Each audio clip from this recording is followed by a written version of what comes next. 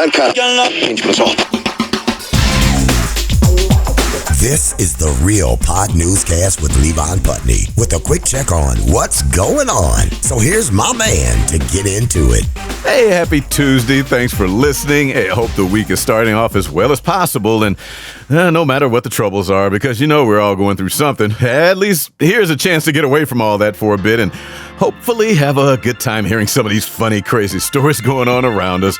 So let's get going. I want to talk about walrus penises. Yep. My favorite stories of the day. There's an update to a story on Real Pod last month that happened back in late December in South Jersey when three guys walked into a bar. As an old genre of jokes would always start, and in this case, the joke ended with the punchline of these three guys walking out of the bar with a walrus penis bone. A walrus penis bone was actually one of two on display behind the bar at Donkey's Place in Camden until these guys decided to grab one of those walrus boners, tuck it in a scarf they had, and left with it. The theft was caught on surveillance cameras, and NJ 101.5 FM, where I work, is reporting the bar's owner is now offering a $500 cash reward for whoever returns it. The bar is also having a little fun with the situation by selling T-shirts and hoodies featuring the walrus penis bone on the back of a milk carton, as a play on the old 80s public service ads for missing kids. A 39-year-old woman in Kentucky's Hopkins County could be forgiven if she had one or two mixed in, but WEVV 44 News is reporting this woman pulled out a wad of 14 counterfeit $100 bills to post bond for somebody at the county jail. Police say this happened last Sunday, the 22nd, when Madisonville police say jail staffers behind the counter quickly realized that was not real money that woman was giving them. So they called officers to come over and get her. Investigators say they took one look at those fake $100 bills and saw clear as day. They were marked for movie use only. Movie money.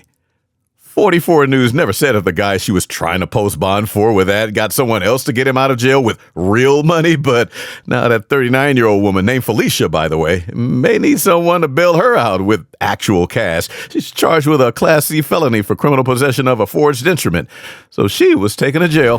Bye, Felicia. Craig's movie quote after a woman is accused of using movie money to try and post someone's bond because, jail staffers would never see for movie use only on the fake dough. Come on, people.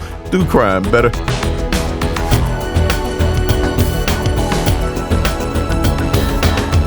And we'll need to stay in Western Kentucky, where I'm not sure what's worse, being arrested and accused of having sex with a dead deer, or having your mugshot and name included in a story about being accused of boinking roadkill, but no name or mugshot here. In this case, we might post a mugshot on social media. Still, WEHT TV 25 Eyewitness News filed a story last week, about a week and a half ago, about an eyewitness driving through Muhlenberg County having to call 911 because they had to call and tell somebody about this guy on the side of a road, not even hiding, having sexual intercourse with a deer carcass. Central City Police tell WEHT officers went out there and found the man still there, covered in the deer's blood and fur, literally caught red-handed. Back in a moment, but before we break, the Jams podcast, still jamming. Blazing the best hip-hop, R&B, reggae, soca. You can get the Jams podcast mix on Amazon Music, Audible, iHeart, Apple Podcasts, and Deezer. Download the podcast for free. It's Jams Hour Mix with Greg H. $5 a dozen for eggs laid minutes before, fresh out the mother pigeon. It can't get more organic than that. So swing by J-Dub's Rooftop Market at the corner of Clinton Avenue and South 17th in Newark. Drop by. Enjoy this brief moment of peace.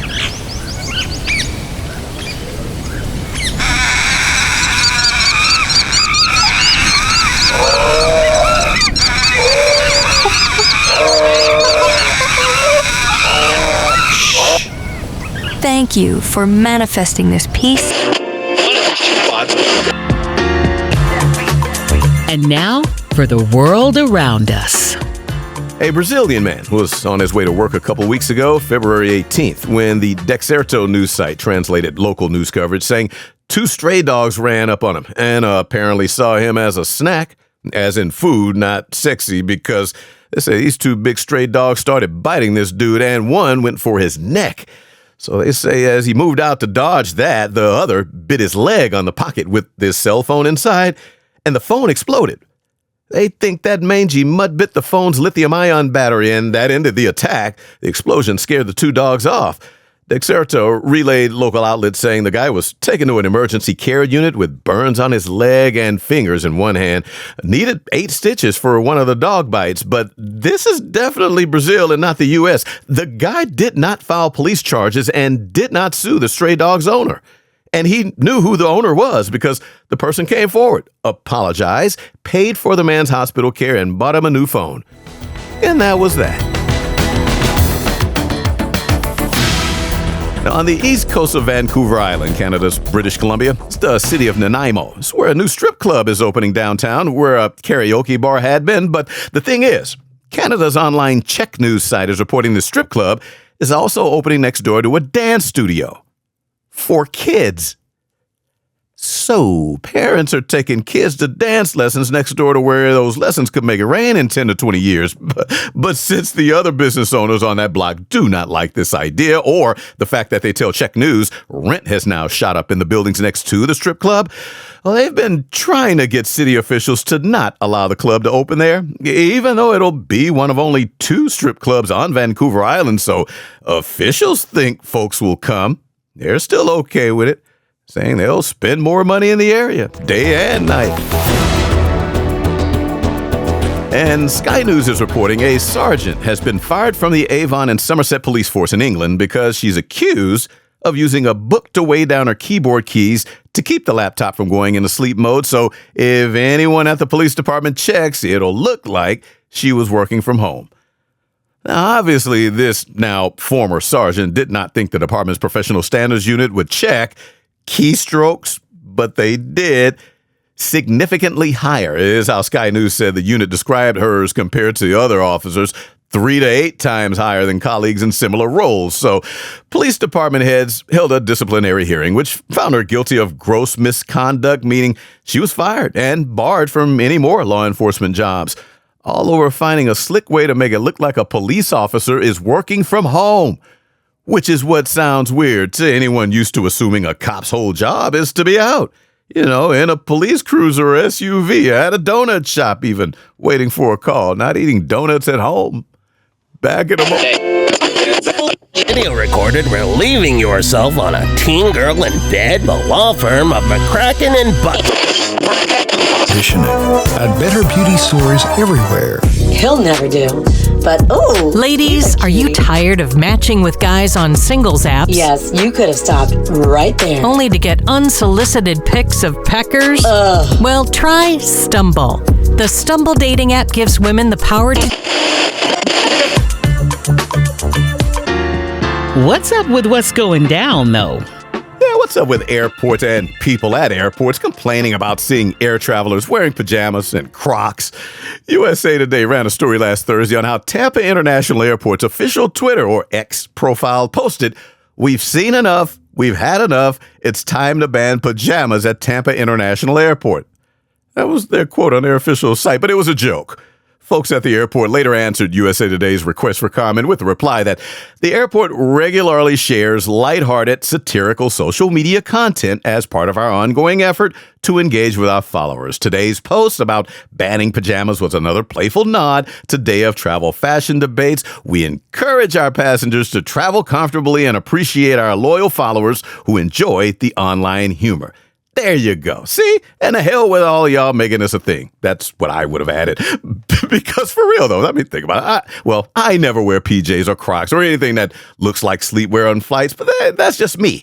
I'm usually jealous, though, when I'm seeing somebody stroll up, rolling a bag while rocking PJs or furry, fluffy slippers and or shower cap. Well, I don't care about wearing shower caps, but why not? If you want to do you, boo, do what you like.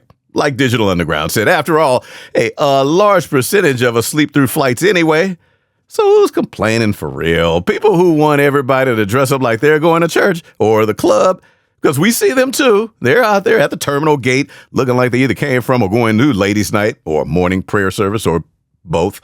But we all know, though, the ones more comfortable, That flyer with a head snuggled by a onesie hoodie with cat ears. They say that Tootsie Roll to the left and to the right.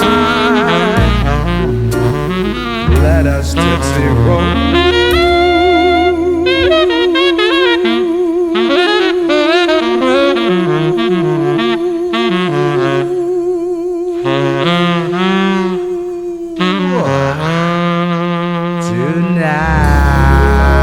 That was my man, Slammy Sammy, with his classic hit.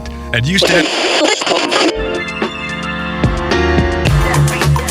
And that's going to do it for another Real Pod newscast. Thank you, as always, for listening. And, hey, if you hear of any good stories, email or hit me up on the show's Instagram, TikTok, and other social media pages. I'll gladly check them out and hopefully get them on. You know, it's a big world out there, and sometimes I'll be a little late finding some of these wild stories. So, hey, if you see one, let me know. I'd appreciate it. My email, that's at the bottom of the show's website. Marty will give that in a sec. And song credits for those run between the stories, yeah, they're posted on the show's Facebook page. Have a great rest of the week. Back on Friday. This has been the Real Pod Newscast with Levon Putney from Show Enough Productions. And for more, hit up the website, realpodnewscast.com. That's real with 2 E's. This is Big Daddy Marty Allen. Thanks for listening.